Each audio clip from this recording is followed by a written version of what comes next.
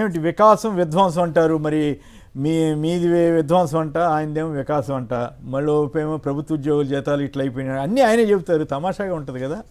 ఇప్పుడు ఎవరిది విధ్వంసం ఎవరి వికాసం అనేది లెక్కల్లోనే చూద్దాం. గ్రామాన సచివాలయాలు, రైతు భరోసా కేంద్రాలు, హెల్త్ క్లినిక్లు, డిజిటల్ లైబ్రరీలు కడితే అది వికాసం అంటారు. వాటన్నిటిని విధ్వంసం చేసేసి ఆ రైతు భరోసా కేంద్రాలు నిర్వీర్యం చేసే వాళ్ళు విధ్వంసం. ఇప్పుడు సచివాలయ ఉద్యోగులను వేధించే వాళ్ళని పెట్రోల్ బంకుల్లో డ్యూటీ, అక్కడ మరుగుదొడ్ల దగ్గర వేశారు. మన శివరాత్రి అప్పుడైతే డ్యూటీ మరుగుదొడ్ల దగ్గర వేశారు. అక్కడ లేడీస్ టాయిలెట్స్ ఉంటాయి కదా, అక్కడ కూడా డ్యూటీలు వేశారు వాళ్ళు. పెండ ప్రదానాలు చేసే ఘాట్లు ఇక్కడ. సో 250 మంది సచివాలయ ఉద్యోగులు 22 నెలల కాలంలో ఆత్మహత్యలు కానీ లేదంటే వేధింపులు తట్టుకోలేక కానీ ఏదైతే బలవన్ మరణాలు ఇలాంటివన్నీ కలిసి 250 మంది చనిపోయారు. మరి ఎవరిది విధ్వంసకర పాలన? 2 సంవత్సరాల కోవిడ్ ఉన్న తన 5 సంవత్సరాల పరిపాలనలో కేవలం 3,32,000 కోట్ల రూపాయలు అప్పులు చేసిందా జగన్మోహన్ రెడ్డి గారిది విధ్వంసమా?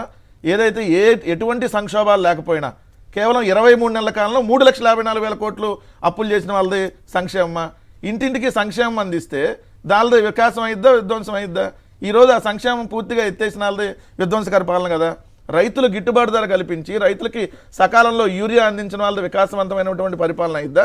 యూరియా కోసం గంటల తరబడి క్యూలైన్లో నిలబడి ఏ పంటకి మేము గిట్టుబాటు ధర ఇవ్వని సాక్షాత్తు వ్యవసాయ శాఖ మంత్రి ఓపెన్గా స్టేట్మెంట్ ఇస్తే మరి ఎవరిది విధ్వంసకర పాలన? ఈరోజు డీజిల్ కానీ పెట్రోల్ కానీ గ్యాస్ కానీ ఎటువంటి ఇబ్బంది లేకుండా ఆ 5 ఏళ్ల కాలంలో అందితే దాన్ని విధ్వంస పాలన అంటారా? ఈరోజు అవన్నీ అందక నో స్టాకులు బోర్డు కనపడితే దాన్ని విధ్వంసకర పరిపాలన అంటారా? భారత రాజ్యాంగం ప్రకారం ఏదైతే ఇక్కడ పరిపాలన నడిస్తే దాన్ని విధ్వంస పాలన అంటారా? లేదంటే భారత రాజ్యాంగం మా సంబంధం లేదు, రెడ్ బుక్ అనే దాన్ని పెట్టుకొని మేము పరిపాలన చేస్తే దాన్ని విధ్వంసకర పరిపాలన అంటారా? 38,000 స్కూళ్ళు బాగు చేస్తే అది విధ్వంసకర పరిపాలన. ఈరోజు ఒక్క స్కూల్ కూడా బాగు చేయనటువంటి చంద్రబాబు నాయుడు గారిది విధ్వంసకర పరిపాలన. కోకోకోలా ఆల్రెడీ ఆర్ఓ ప్లాంట్లన్నీ పాడైపోయినాయి, దాంట్లో ఆర్ఓ ప్లాంట్లన్నీ పాడైనాయి వాళ్ళే రాస్తారు. అంటే అవి కూడా బాగు చేయలేనటువంటి దిక్కుమాలిన పరిస్థితిలో ఉంటే దాన్ని కదా విధ్వంసకర పరిపాలన అనేది. 4 పోర్టులు, 10 ఫిషింగ్ హార్బర్లు, 6 ఫిష్ ల్యాండ్ సెంటర్లో నిర్మించినటువంటి జగన్మోహన్ రెడ్డి గారి విధ్వంసకర పరిపాలన. అవన్నీ తీసుకెళ్లి ప్రైవేట్ ఆడికి ఇచ్చేవాడిని విధ్వంసకర పరిపాలన అంటారా? అదేవిధంగా చూస్తే కోకోకోలా, జూపిటరు, జిన్ఫ్రా, ఆజాద్ ఇలాంటి కంపెనీలన్నీ మీరు భూములు ఎలకాట్ చేసినా కూడా మీకు దండం మాకు వద్దు అని చెప్పి వెళ్ళిపోతే దాన్ని విధ్వంసకర పరిపాలన అంటారా? ఒకేసారి ఒకే సమ్మిట్లో 13.5 లక్షల కోట్ల పెట్టుబడుల్ని తీసుకొని వచ్చి దాన్ని గ్రౌండ్ అయ్యేటట్టుగా కార్యాచరణ చేసినటువంటి జగన్మోహన్ రెడ్డి గారి విధ్వంసకర పరిపాలన ఇద్దా? 17 మెడికల్ కాలేజీలు కడితే ఆ మెడికల్ కాలేజీలు తీసుకెళ్లి ప్రైవేట్ ఆడి ఇచ్చేదాన్ని విధ్వంసకర పరిపాలన అంటారు కదా. ఈరోజు ఆరోగ్యశ్రీ 4 రోజులుగా ఆగిపోయింది ఆరోగ్యశ్రీ. మరి ఎవరిది విధ్వంసకర పరిపాలన? 3,200 వ్యాధులను ఆరోగ్యశ్రీలో జాయిన్ చేసి కరోనాను కూడా ఆరోగ్యశ్రీలో జాయిన్ చేసిన జగన్మోహన్ రెడ్డి గారి విధ్వంసకర పరిపాలన ఇద్దా? ఇంకోటి ఇంటింటికి ఫ్యామిలీ డాక్టర్ కాన్సెప్ట్ జగన్ గారు. ఈరోజు ప్రభుత్వ ఆసుపత్రిలో మందులు లేవు, ఎంత దౌర్భాగ్య పరిస్థితి ఉంది. మరి ఎవరిది విధ్వంసకర పరిపాలన? సో మనం చెప్పడానికి ఏదో స్టేట్మెంట్ ఇస్తే కాదు కదా చంద్రబాబు నాయుడు గారు. సో ఇవన్నీ చెప్పి లెక్కల ప్రకారం మతోన్మాద రాజకీయాలు చేస్తుంది ఎన్డీఏ కూటమి ప్రభుత్వాన్ని చంద్రబాబు గారు 100% సార్. లేకపోతే ముఖ్యమంత్రి శ్రీనివాసరావు ఒక ముఖ్యమంత్రి అసలు చరిత్రలో ఎప్పుడూ లేని విధంగా 310 సంవత్సరాల చరిత్ర కలిగిన తిరుమల లడ్డు మీద గొడ్డు కొవ్వు, పంది కొవ్వు, బాత్రూమ్ యాసిడ్ అని నీచంగా మాట్లాడితే ఇంతకంటే మతోన్మాద రాజకీయాలు ఏముంటాయి? గుళ్ళును బడగొట్టి ఆయనే బడగొడతాడు. ఆయన ఇప్పుడు మీకు రాముల వారి రామతీర్థంలో రాముల వారి తల నరికేసినాడికి సీఎం రిలీఫ్ ఫండ్ ఇస్తే మరి దీనికి అర్థమైంది. ఆ రోజు ఆయనే రాముల వారి తలను తీసేపించింది ఆయనే, దానికి అర్థమవుతుంది కదా క్లియర్గా. అంటే జగన్ గారు ఉన్నప్పుడేమో ఇట్లాంటివన్నీ చేసేసి, ఏదైతే ఇప్పుడు జగన్ గారు లేనప్పుడే మళ్ళీ జగన్ గారి మీదకి అన్నీ నెట్టేసి మతోన్మాదంగా వెళ్తుంది ఎవరు? మోడీ గారి కోసం లేదంటే ఆర్ఎస్ఎస్ కోసమో దేనికైనా దిగజారిపోతుంది ఎవరు? సో ఇవన్నీ చెప్పాలి కదా. మరి ఆయన అన్నది కమ్యూనిస్ట్ పార్టీ, ఆయన అన్నది కరెక్టే. ఖచ్చితంగా చంద్రబాబు నాయుడు కానీ పవన్ కళ్యాణ్ కానీ చేస్తుంది అదే కదా. సో మళ్ళీ వాళ్ళకి నిజంగా ప్రేమ ఉందా అంటే దాని మీద అసలు లేదు. ప్రేమ ఉన్నాడు అటు చేయడు కదా, బూట్లు వేసుకొని పూజలు చేస్తాడు. ప్రేమ ఉన్నాడు ఎవరన్నా చేశారు బూట్లు వేసుకొని పూజలు? 40 హిందూ దేవాలయాలు కూలుస్తాడా? ఇవన్నీ కూల్చినాడు. ఈరోజు ఏం చెబుతాడు? నాకంటే నేను మతాన్ని అడ్డం పెట్టుకొని రాజకీయం చేస్తాడు. సరైన పరిపాలన అందించలేని వాడే కులాన్ని మతాన్ని అడ్డం పెట్టుకొని రాజకీయాలు చేస్తాడనేది ఖచ్చితంగా అంతకుముందు ఏదైతే ఉందో జాషువా గారు చెప్పింది ఏదైతే ఉందో అది ఈ రోజు నిజం అవుతా ఉంది. వాళ్ళ పరిపాలన ఇదిగో నేను ఇది చేసా, ఈ స్కూల్ కట్టా, ఇదిగోండి ఈ హాస్పిటల్ కడుతున్నా, ఇదిగోండి ఇంతమందికి దీనికి నేను పథకాలు ఇచ్చాను, లేదు ఇదిగో ఈ అభివృద్ధి కార్యక్రమాలు చేశా, ఇన్ని ఉద్యోగాలు చెప్పట్లేదు. ఎంతసేపు వైసీపీ ఆ పార్టీ ఈ పార్టీ అంటాం. మీరు అబ్జర్వ్ చేయండి, ఈ 2 సంవత్సరాల కాలంలో జగన్మోహన్ రెడ్డి గారిని తిట్టకుండా ఒక్కరోజు పేపర్లో వార్తుంటే మీరు చూపించండి. వీళ్ళు తిట్టపడి ఆ పేపర్లో రాస్తాయి. ఇంకొక మాటకి సమాధానం చెప్పండి. లోకేష్ గారికి ప్రమోషన్ ఇచ్చారు, నేను బాధ్యతలు కూడా సేకరించి ప్రకటించారు. సో లోకేష్ గారి ఆయనేమో చంద్రబాబు గారు ఏమో మన గూగుల్ సభలో లోకేష్ గారిని పొగిడితే, లోకేష్ గారు ఏమో చంద్రబాబు గారిని పొగిడి, సో ఇద్దరు పొగుడుతున్న తీరు కానీ ఇవన్నీ కూడా అంటే భవిష్యత్తులో రాజకీయాలు మారిపోబోతున్నాయా? లోకేష్ గారికి పూర్తిగా బాధ్యతలు అప్పచెప్పే పరిస్థితి వస్తుంది. 100% ఇప్పుడు ఈ తరంలోనే లోకేష్ని ముఖ్యమంత్రి చేయాలనేది వాళ్ళ ఆలోచన అనేది వాళ్ళే చెప్పకనే చెబుతున్నారు. దానికి పవన్ కళ్యాణ్ కూడా అంగీకారం తెలిపాడు. అదే ఎందుకు ఏదో మంత్రి పదవి ఇంకోటి ఏదో ఎక్స్ట్రా అడిగాడు, ఇస్తే నాకు చాలని అంగీకారం తెలిపాడు అని కూడా అంటున్నారు.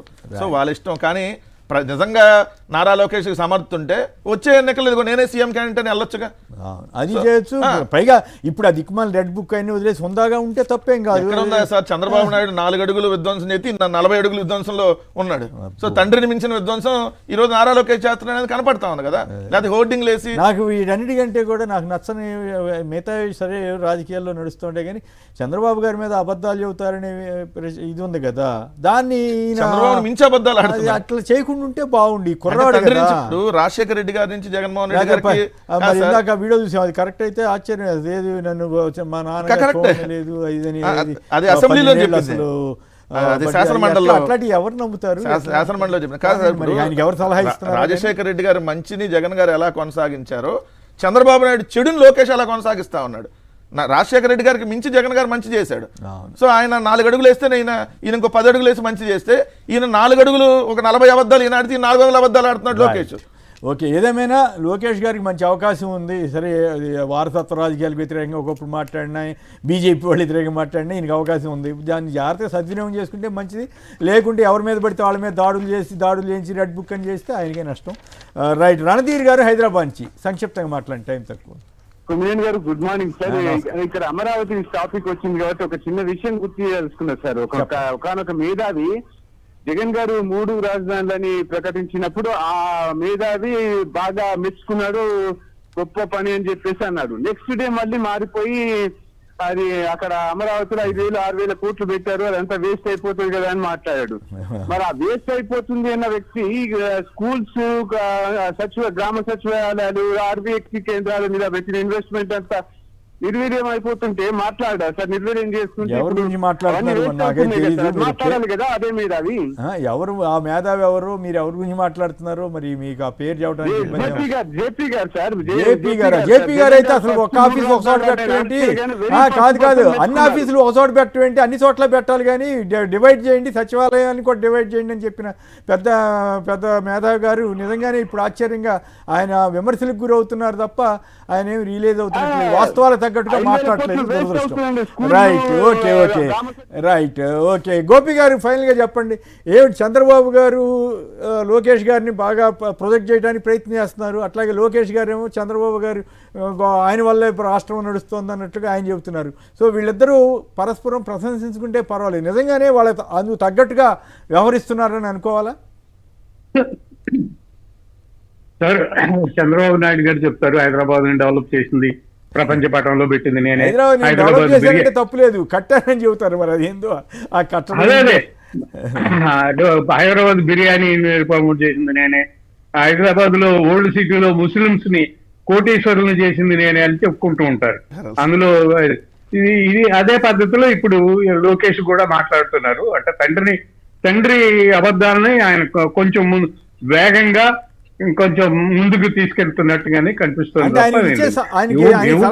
ఆయన ఇచ్చే సలహాదారులు ఇప్పుడు ఎవరో ఒకళ్ళు ఉంటారు కదా వెనకాల, వాళ్ళందరూ అబద్ధాలు ఆడితేనే అందరం ఎక్కుతామని చెబుతున్నారా ఏంటి ఈ లెక్కన?